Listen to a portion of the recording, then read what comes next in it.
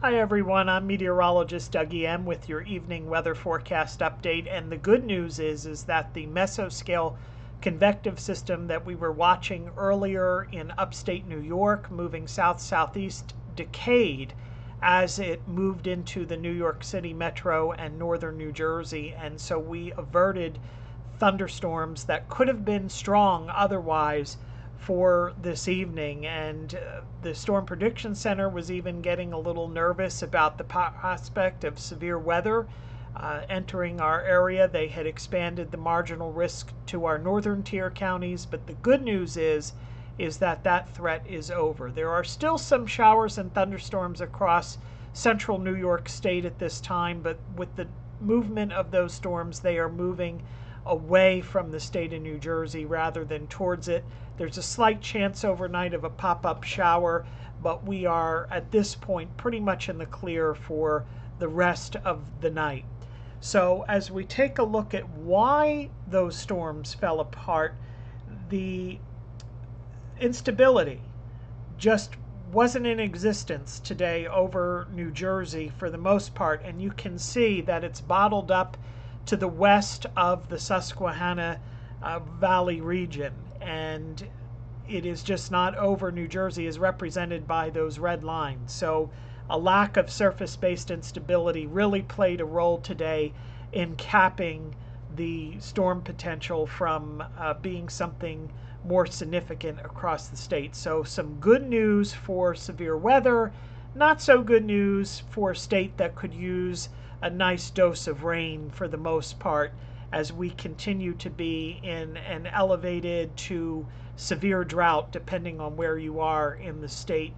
And it is of course a drought that exists as we go into some of the hottest weather in decades, and we continue to be concerned with Thursday, Friday, and Saturday in particular, with 3 consecutive days at this point of triple-digit heat.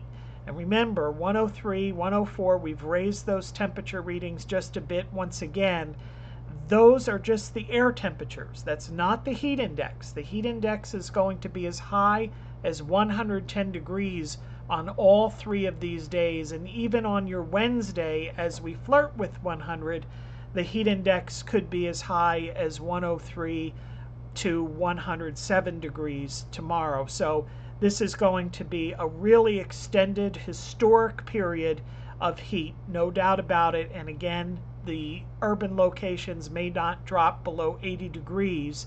And we keep reinforcing this, but the fact of the matter is that when you have heat in this part of the country that's so rare, your body isn't acclimated to it, and even the healthiest populations can get heat-related illnesses very, very quickly. So we're going to continue to hammer home the extreme heat likelihood Wednesday through Saturday. And even on Sunday, we are forecasting a high of 96 degrees, but it will be very humid on Sunday, so it'll still be very steamy and uncomfortable for your Sunday. And I just want to show you our future cast to give you a sense of the intensity of the heat. You can see on each of these days, and it'll cycle through, air temperatures get around 100 or above it during the day. The nights stay in the 70s and 80s,